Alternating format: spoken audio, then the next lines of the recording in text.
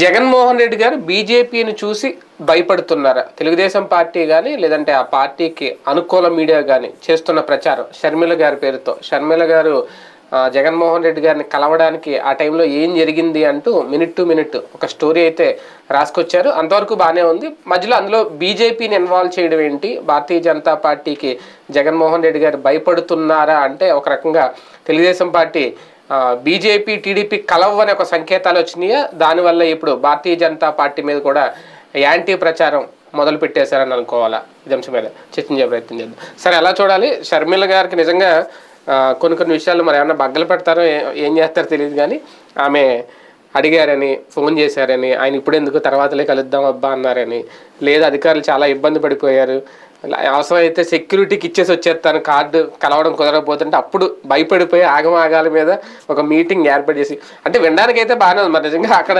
జరిగిందో లేదో తెలియదు. ఎందుకు ఈ ప్రచారం ఇప్పుడు ఇమీడియట్గా?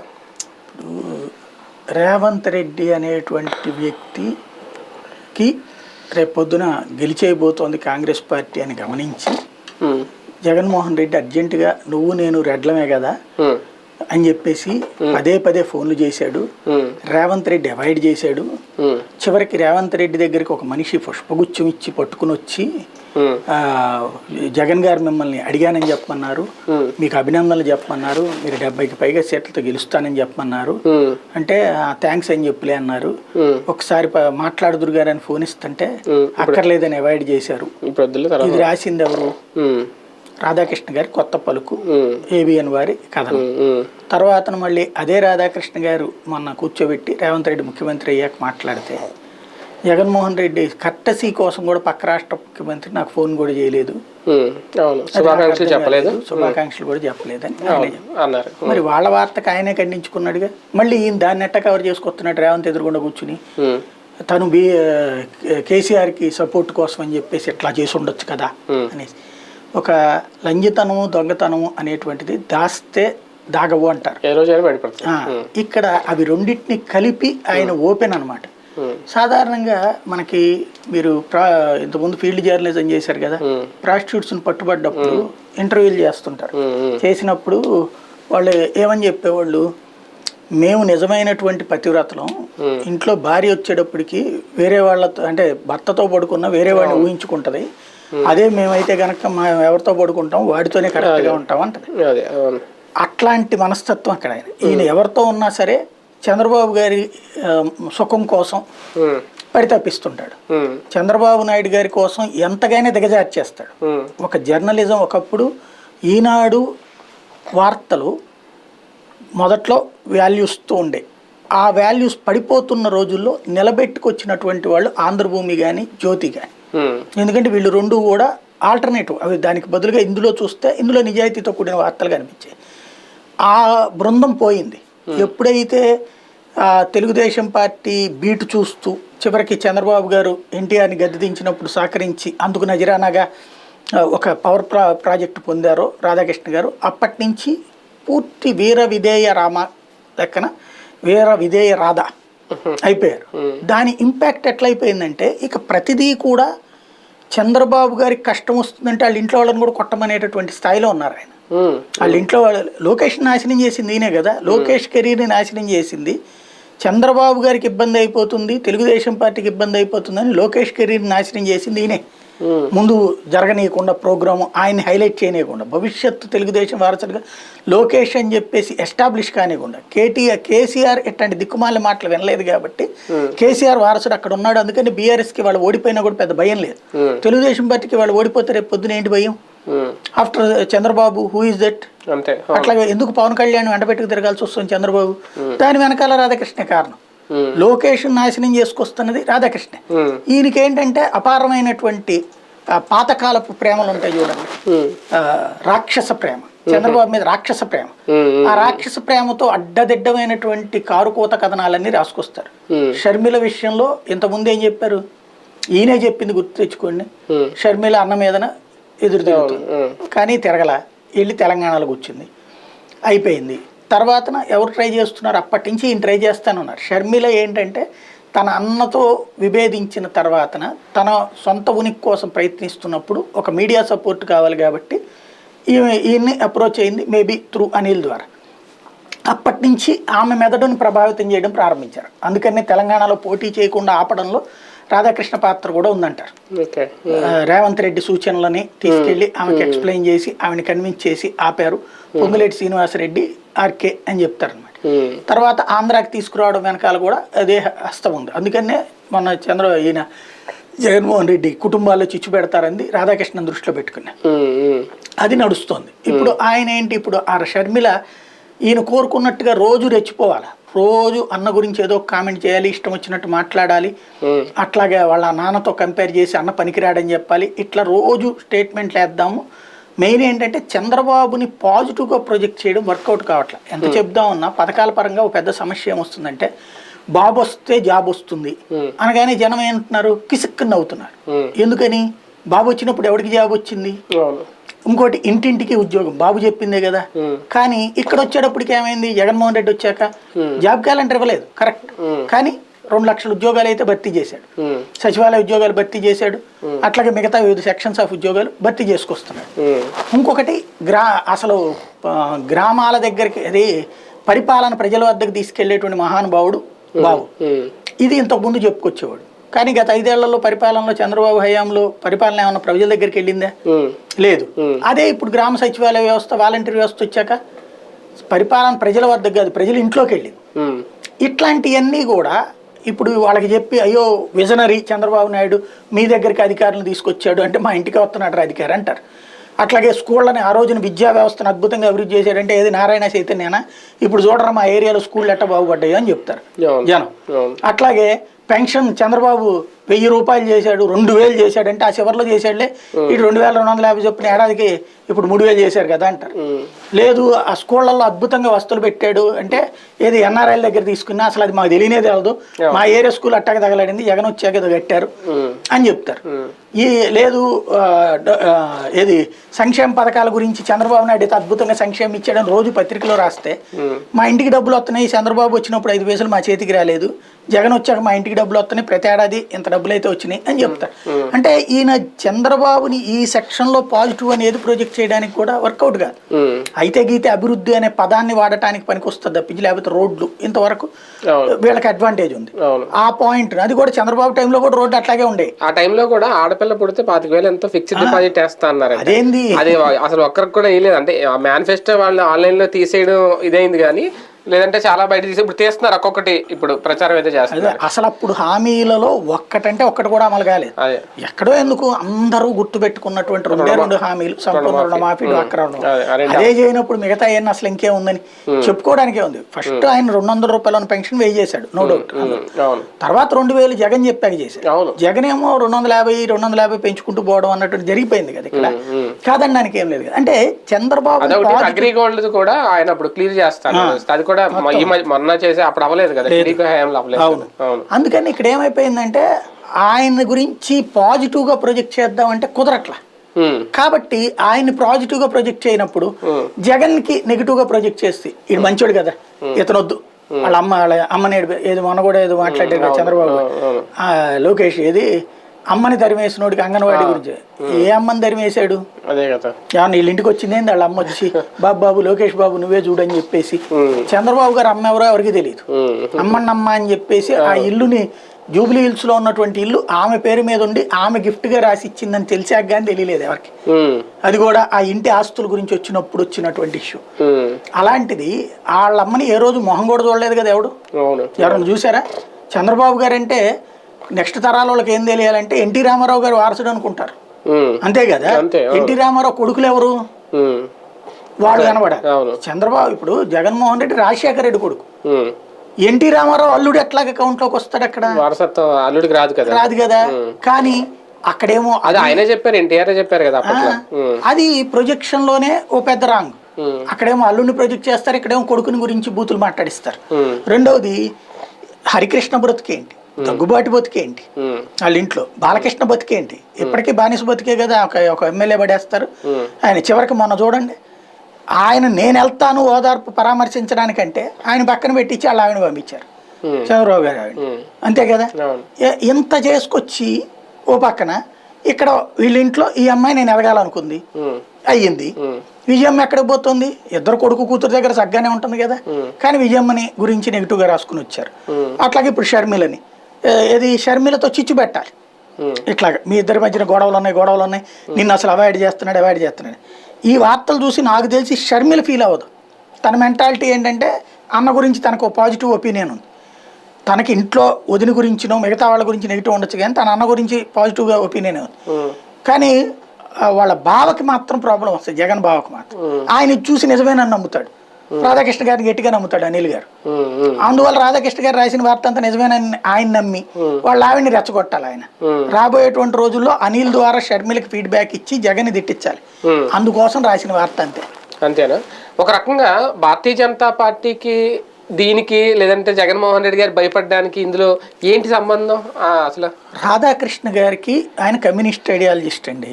ఫ్రమ్ ద బిగినింగ్ ఆయన కమ్యూనిస్టు ఫ్యామిలీ నుంచి వచ్చినటువంటి కమ్యూనిస్ట్ ఐడియాలజీ ఉంటుంది ఆయనకి. కమ్యూనిస్ట్ ఐడియాలజిస్టులకు ఎవరికి భారతీయ జనతా పార్టీ నచ్చదు. మీరు అబ్జర్వ్ చేస్తే వెంకటకృష్ణ కమ్యూనిస్ట్ ఐడియాలజిస్టే, ఈయన కమ్యూనిస్ట్ ఐడియాలజిస్టే, తర్వాత వీళ్ళందరూ కూడా కమ్యూనిస్ట్ భావజాలాలతో వచ్చినటువంటి వాళ్ళు. కాబట్టి వీళ్ళకందరికి కూడా బీజేపీ నచ్చదు. మీరు ఇప్పుడు ఎనలిస్టుల పేరుతో ఆ 2 తెలుగు రాష్ట్రాలు ఉన్న వాళ్ళలో 100కి 95 మంది కమ్యూనిస్టులే. పత్రికలు నడుపుతున్న వాళ్ళు కూడా కమ్యూనిస్ట్ ఐడియాలజీ. వాస్తవంగా బూర్జువా పెట్టుబడిదారి వ్యవస్థ ఇట్లాంటి దాన్ని దుర్మార్గం అని తిట్టిపోసేటువంటి కమ్యూనిస్టులు వాళ్ళే బూర్జువాలు పెట్టుబడిదారులు అయ్యారు ఇక్కడ. ఆంధ్ర రామోజీరావు కమ్యూనిస్టే కదా. మళ్ళీ బూర్జువా పెట్టుబడిదారి విధానాన్ని వ్యతిరేకించే కమ్యూనిస్టులు ఆయన అతిపెద్ద బూర్జువా. అంటే కమ్యూనిస్టులు చెప్పడానికి పదాలు చాలా గంభీరంగా చెబుతారు, కానీ చివరికి ఏదైతే తిడతారో వాళ్ళే ఆ స్థాయికి వస్తారన్నమాట. ఆ పదాలకి వాళ్ళే అసలైనటువంటి నిదర్శనం అవుతారు. అట్లాగా వీళ్ళకి ఏమైపోయిందంటే ఈ కమ్యూనిస్ట్ ఐడియాలజిస్టులకి భారతీయ జనతా పార్టీ రావడం ఇష్టం లేదు. రెండవది, వీళ్ళందరూ కూడా భువనేశ్వర్ గారి కంటే కూడా ఎక్కువగా ప్రేమిస్తారు చంద్రబాబు గారిని. చంద్రబాబు గారు ఉంటే వీళ్ళ హవా నడుచుద్ది, వీళ్ళ ఇష్టం వచ్చినట్టు నడుచుద్ది. యార్డుల పేరుతో డబ్బులు తీసుకోవడం, లేకపోతే స్థలాల పేరుతో తీసుకోవడం, లేకపోతే వాళ్ళ పనులు చేయించుకోవడం, ఇవన్నీ చంద్రబాబుతో. ఏంటంటే చంద్రబాబు ఒక మీడియేటర్ని పెడతారు. రాధాకృష్ణ గారు ఫోన్ చేస్తే ఈ మీడియేటర్ వచ్చి రాధాకృష్ణ గారి పని అండి, కొంచెం ఇచ్చేసేయాలి, మీరు బిల్లు ఫైల్ మీద సంతకం పెట్టండి, ఇది రామోజీరావు గారి పని అండి అని ఇట్లా చేసి పెట్టేవాడు ఒకటి పెడతారు. అట్లాంటి ఒక దాన్ని ఏమంటారంటే లైజనింగ్ ఆఫీస్ అని పెడతారు మీడియాతో. కాబట్టి ఆ వర్కుల్లో చంద్రబాబుతో అయితే అది ఉంటుంది, కాంగ్రెస్ పార్టీతో కానీ జగన్తో కానీ అది వర్కౌట్ కాదు వీళ్ళకి. కాబట్టి వీళ్ళు ఏం చేస్తున్నారు ఇప్పుడు, వీళ్ళ కాన్సెప్ట్ అంతా కూడా ఒకటి జగన్ని వ్యతిరేకించాలి, రెండవది చంద్రబాబు నాయుడు పడిపోతే ఇక వీళ్ళకి లైఫ్ లేదు. అవును, అంతే. వాళ్ళ రోజున ఈ ట్రిప్ కనుక తెలుగుదేశం అధికారంలోకి వచ్చింది అనుకోండి, మళ్ళీ ఓ 10 ఏళ్ల పాటు వీళ్ళు బతికేయగలుగుతారు. ఈ ట్రిప్ కనుక వీళ్ళు అధికారంలోకి రాలేదనుకోండి, ఇక నెక్స్ట్ ఇప్పటికే మొన్న కరోనా టైంలో కొంతమంది ఉద్యోగాలు తీసేశారు ఈనాడు ఆంధ్రజ్యోతి. ఇప్పుడు ఈ దఫా ఉద్యోగాలు 20% 30% పడిపోతాయి. అందుకనే అందులో ఉన్న ఉద్యోగులకు కూడా వీళ్ళు ఏం రెచ్చగొడుతున్నారు, మీరు కనుక తెలుగుదేశం వచ్చేందుకు మీ సర్వశక్తులు వడ్డీ మీరంతా రిపోర్టింగ్లు చేయబోతే రేపు పొద్దున్న తెలుగుదేశం రాబోతే మీ ఉద్యోగాలు పోతాయి అని భయపెడుతున్నారు అన్నమాట. తద్వారా వాళ్ళు కూడా ఇక మన బ్రతుకు తెరువు కోసం మనం గట్టి కష్టపడాలన్నటువంటి ఉద్దేశంతో వాళ్ళందరూ వీళ్ళ మేనేజ్మెంట్ల యొక్క మెదళ్ళకు తగ్గట్టుగా వార్తలు రాసుకొస్తున్నారు వక్రీకరించి పూర్తిగా.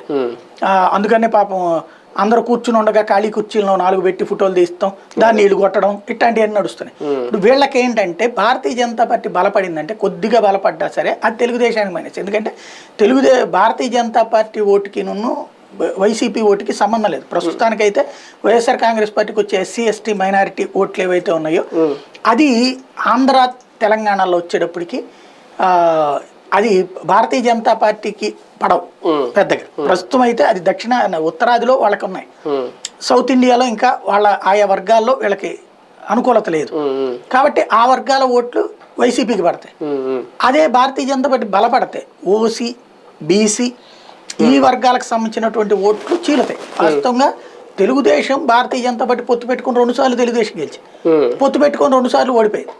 ఒక్కసారి పొత్తు పెట్టుకుని కూడా ఓడిపోయింది, కానీ పొత్తు పెట్టుకోకుండా 2 సార్లు ఓడిపోయింది. 2009 ఓడిపోయింది. అంటే చంద్రబాబు నాయుడుతో లెక్కేసుకుంటే 95లో ఎన్టీ రామారావు దగ్గర నుంచి పార్టీ తీసుకున్నాక 99లో బీజేపీ పొత్తుతో గెలిచాడు. 2004లో పొత్తు లేకుండా ఓడిపోయాడు, అదే పొత్తుతో ఉండి ఓడిపోయాడు. 2009లో పొత్తు లేకుండా ఓడిపోయాడు. 2014లో పొత్తుతో గెలిచాడు. 2019లో పొత్తు లేకుండా ఓడిపోయాడు. 3 సార్లు చూసుకుంటే అంటే 3 సార్లు పొత్తు లేకుండా ఓడిపోయాడు, 2 సార్లు పొత్తుతో గెలిచాడు. కాబట్టి పొత్తు ఉంటే మనం గెలుస్తామనేటువంటిది ఆయన లెక్క.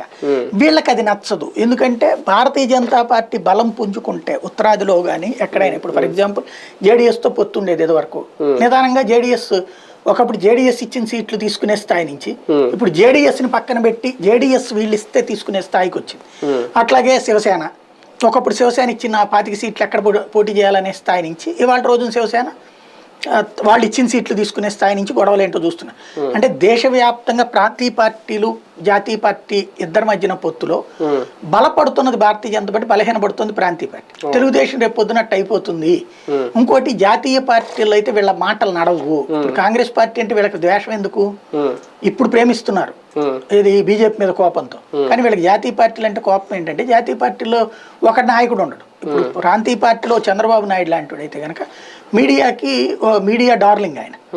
మీడియాకి సంబంధించి వాళ్ళ ఆఫీసులో ఇప్పటికీ టిఫిన్లు ఏర్పాటు చేస్తారు, భోజనాలే బాగా చూసుకుంటారు, హోటల్ రూమ్స్ అవి బాగా చూసుకుంటారు, అట్లాంటివి చూస్తారు. అయితే ఆయన యాజమాన్యాలకేమో పనిచేసి పెడతాడు, వీళ్ళకేమో భోజనాలు టిఫిన్లతో సరిపుచ్చుతాడు రిపోర్టర్లు. కాబట్టి ఈ సిచ్యుయేషన్లో భారతీయ జనతా పార్టీని నెగిటివ్ చేయాలి. ఎందుకు భారతీయ జనతా పార్టీ వీళ్ళందరూ కోరుకుంటున్నట్టు అర్జెంటుగా పొత్తుకొచ్చేసి వీళ్ళు 2 ఎంపీ సీట్లు మొహాన పడేసి 2 ఎమ్మెల్యే సీట్లు ఎత్తే తీసుకుని బాంచందర కాల్ముక్త అనేటువంటి స్టేజ్లో లేదు. అదే శాసిస్తోంది. నేను ఎన్ని అడిగితే అన్ని నువ్వు ఇవ్వాలి కానీ నువ్వెవడరు ఇవ్వడానికి అనేటువంటి స్టేజ్లో ఉంది. రెండోది పవన్ కళ్యాణ్ ఎంత ప్రయత్నించినా ఇంతవరకు ముందుకి చర్చలకు వాళ్ళు రాలి, వీళ్ళు పోలా. వీళ్ళిద్దరిని కలిపి కూర్చోబెట్టడానికి పవన్ కళ్యాణ్ ఇంకా ప్రయత్నిస్తూనే ఉన్నాడు. ఇలాంటి దశలో భారతీయ జనతా పార్టీతో పొత్తు కనుక కన్ఫామ్ అంటే భారతీయ జనతా పార్టీని భయపెట్టాలి. ఆయన ఇచ్చింది తీసుకోండి, మీరు మీకుగా డిమాండ్ చేస్తే కనుక మీ బతుకు బస్ స్టాండ్ చేస్తాం అని బెదిరించడం. ఓ రకంగా చెప్పాలంటే మీడియా మాఫియా లాగా మారి బెదిరింపులకు పాల్పడుతోంది ఇక్కడ. భారతీయ జనతా పార్టీ టీడీపీతో కలవదని అన్న సంకేతం వచ్చేసిందా? అందుకే ఈ తరహా ప్రచారం, లేదా కలవకూడదని ఉద్దేశం అన్న టీడీపీ అనుకూల మీడియాకు ఉందా? లేదు, కలవట్లేదు అన్న కోపం ఉంది. కలవాలని బెదిరించడం ఇక్కడ వాస్తవంగా మొన్న జరిగినటువంటి కార్యవర్గ సమావేశానికి ముందంతా కూడా కలిసిపోయిందని రాశారు.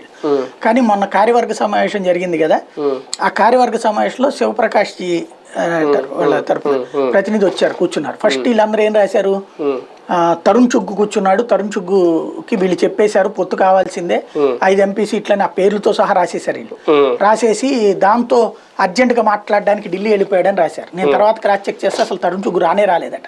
శివప్రకాష్ జీ ఒక్కడే వచ్చింది. అంటే సంఘటన ప్రముఖ అంటారు, ఆర్ఎస్ఎస్ తరపు నుంచి పార్టీ యాక్టివిటీస్ ని పర్యవేక్షించి పైకి రిపోర్ట్ ఇవ్వడానికి వచ్చేటువంటి ఆయన వచ్చాడు. ఆయన మాటలు వీళ్ళందరినీ అడిగితే వీళ్ళందరినీ రిటర్న్ గా రాసియమన్నారట.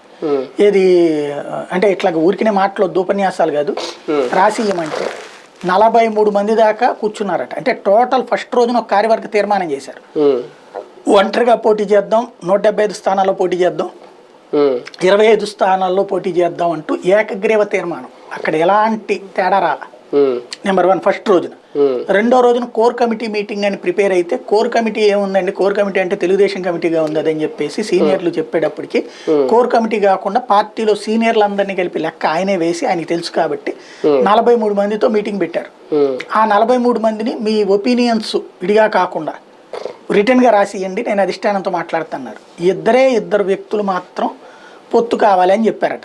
అది కూడా తెలుగుదేశం పార్టీ నుండి ఇటు వచ్చినటువంటి వాళ్ళు. మిగతా వాళ్ళు 41 మంది కూడా పొత్తు వద్దని చెప్పారట. అంటే ఒంటరిగానే పోటీ చేసి మనం బలం పెంచుకుందాం అన్నారు, ఇంక్లూడింగ్ పురంధేశ్వరి. ఇక్కడ గుర్తుపెట్టుకోవాలి, ఇంక్లూడింగ్ పురంధేశ్వరి, సుజనా చౌదరి, సీఎం రమేష్ వాళ్ళు కూడా ఒంటరిగా వెళ్ళి ఎదుగుదామన్నారు. ఇది ఈ రిపోర్ట్ ఉంటది కదా వీళ్ళకి, అది పెద్ద మార్పు అవుతుంది. అందువలన వీళ్ళకి ఇప్పుడు కంగారు పుట్టేసింది. ఇప్పుడు ఒకటి, నువ్వు వచ్చి పొత్తు పెట్టుకో చంద్రబాబుతో, ఇచ్చిన సీట్లు తీసుకుని కుక్కిన పేరులో పడు, లేదా నువ్వు దొంగవి, నువ్వు జగన్మోహన్ రెడ్డితో క్లోజ్ అని చెప్పేసి మీ ఇద్దరు ఒకటేనని ప్రచారం చేస్తాం. తెలంగాణలో బీఆర్ఎస్కి బీజేపీకి ఒకటే అనగానే దెబ్బతిన్న బీజేపీ అట్ట నిన్ను ఇక్కడ కూడా ముంచుతాం. ఇదంతా చంద్రబాబు గారు రాజకీయం స్టార్ట్ అయిందని అనుకోవాలా, లేదు ఓన్లీ ఆర్కే గారి సొంత పైత్యం అని అనుకోవాలా? బాబు గారు ఇంత డీప్గా వీళ్ళతో చేయిస్తారని నేను అనుకోను. బాబు గారికి ఏం కావాలో, ఇప్పుడు సాధారణంగా పాతకాలపు భార్య లాంటోడు రాధాకృష్ణ గారు. పాతకాలపు భార్య పిల్లల్ని అందరినీ కూడా సెకండ్ ప్రయారిటీ ఇస్తుంది. ఫస్ట్ భర్త రాగానే కాళ్ళకి బూట్లకి తీసి దగ్గరుండి మంచినీళ్ళు ఇచ్చి కూర్చోబెట్టి టీ ఇచ్చి తలనొత్తి కాళ్ళొత్తి ఇవన్నీ చేస్తుంది.